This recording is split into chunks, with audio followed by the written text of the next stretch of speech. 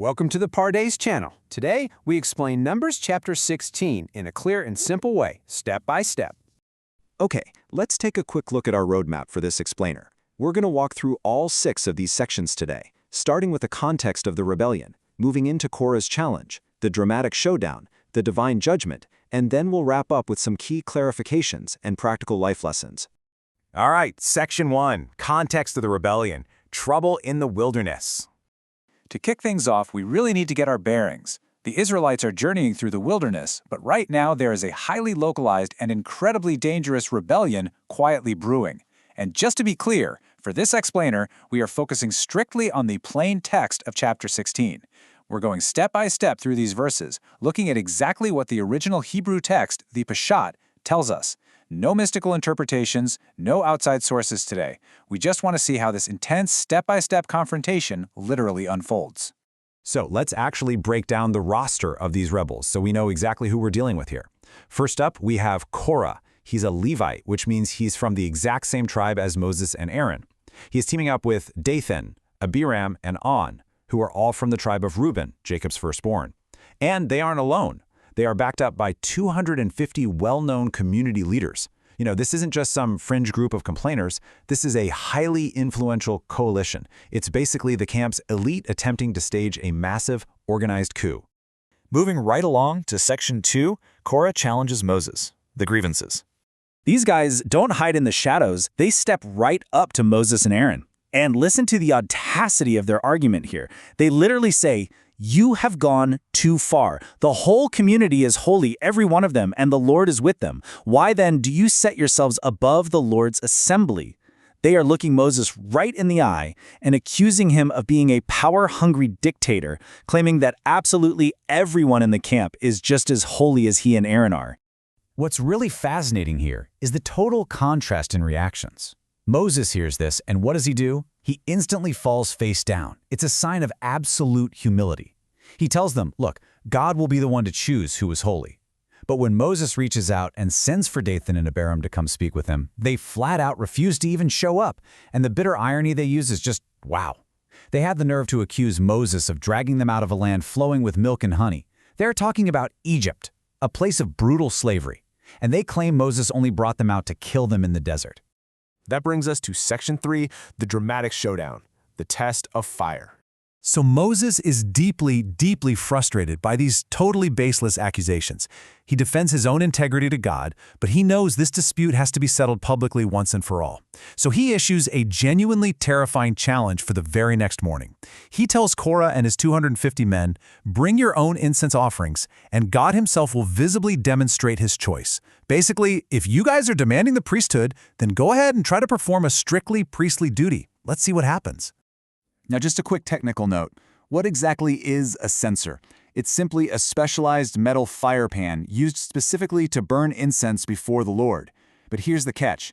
Burning incense was a sacred, highly restricted duty. It was reserved exclusively for the anointed priests. By telling 250 regular community leaders to show up with censers, Moses is setting up a scenario of immense gravity. They are stepping directly into the most holy, restricted domain imaginable. And sure enough, the 250 men assemble with their censers, and suddenly the glory of the Lord appears. God is so angry, he actually tells Moses and Aaron to step back so he can just consume the entire congregation at once. But in this profoundly beautiful display of selfless leadership, Moses and Aaron fall face down again. They cry out, pleading with God, asking if he's really going to destroy everyone just because of the sins of a few men. They are literally begging for the lives of the very crowd that just gathered to oppose them. Which leads us into Section 4, Divine Judgment and Aftermath. The earth opens. God listens to Moses. He tells him to instruct the rest of the assembly to back far away from the tents of Korah, Dathan, and Abiram. And then Moses stands up and delivers this chilling, absolute prophecy. He says, if these men just die a normal, everyday death, then the Lord hasn't sent me. But if the Lord brings about something totally new, if the earth literally opens its mouth and swallows them alive into the grave, then you will know beyond a shadow of a doubt that these men have treated the Lord with contempt. The text here is so stark and immediate. Literally, the second Moses finishes speaking that sentence, the ground beneath them splits wide open.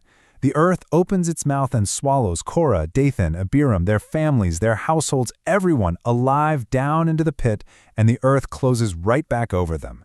The Israelites around them are fleeing in absolute terror, screaming.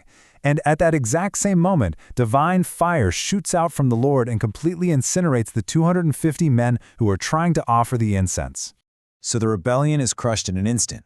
In the immediate aftermath, God gives a very specific command to Aaron's son Eleazar. He tells him to go into the smoldering ashes and gather up those 250 bronze censers. Why? Because they were presented before the Lord, they are holy now. Eleazar is told to hammer those metal pans flat into sheets and use them to overlay the altar.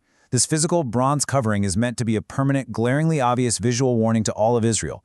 No unauthorized person should ever try to draw near and burn incense. Now, you would think, right? You would absolutely think that seeing the earth open up and swallow people, and seeing 250 men incinerated by fire would put a permanent end to any complaints. But human nature is just wildly complex. Astonishingly, the very next day, the entire Israelite community starts grumbling against Moses and Aaron again. They actually accuse them, saying, "You killed the Lord's people." It's unbelievable. And this fresh defiance triggers a massive, deadly plague directly from God. Moses sees the plague starting and instantly realizes the severe danger. He springs into action, launching a high-stakes rescue mission. He urgently shouts at Aaron to follow 3 exact steps. 1. Take your censer. 2. Put fire from the altar in it and add incense. 3. Run as fast as you can into the assembly to make atonement. God's wrath has broken out and people are already dying. And Aaron doesn't hesitate. He grabs the incense and sprints right into the chaotic, terrified crowd. He physically stands directly between the dead and the living. Because of his incredibly rapid intervention, the plague is stopped in its tracks. But the toll is absolutely staggering. To put it into perspective, 14,700 people tragically lost their lives in that plague before Aaron could halt it. All right, let's step back and look at Section 5, Key Ideas and Clarifications, Understanding the Text. The events of Numbers chapter 16 are so dense and overwhelming. But again, it's absolutely crucial to remember that we are studying this using the Peshat method. We are focusing entirely on the plain, direct, and literal meaning of the text. We don't even need to guess at deeper, hidden, or mystical meanings here. The literal meaning alone gives us a crystal clear understanding of human motivations, the reality of the physical tests they underwent, and the severe, real-world consequences of their actions. Finally, let's wrap this up with Section 6, Practical Lessons and Recap. Just look at this timeline. It brilliantly illustrates how terrifyingly fast this whole crisis escalated. This entire thing happened over just 48 hours. Day 1 morning, Korah issues his challenge. Day 1 afternoon, the earth opens up and the fire falls. Day 2 morning, the congregation murmurs again. Day 2 afternoon, Aaron is sprinting into a plague to stop it.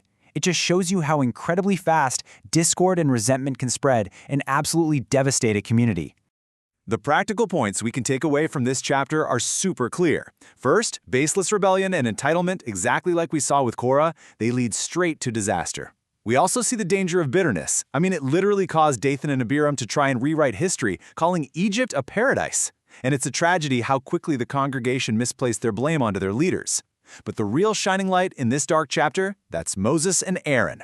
We learn that true leadership is defined by selfless intercession. Aaron literally risked his own life running into a deadly plague to save the exact same people who were just hating on him. That is powerful. So as we close this out, ask yourself, how can we actively practice true humility rather than entitlement in our own communities today? Thank you for learning with us. If this helped you understand the chapter better, like, subscribe, and join us for the next chapter.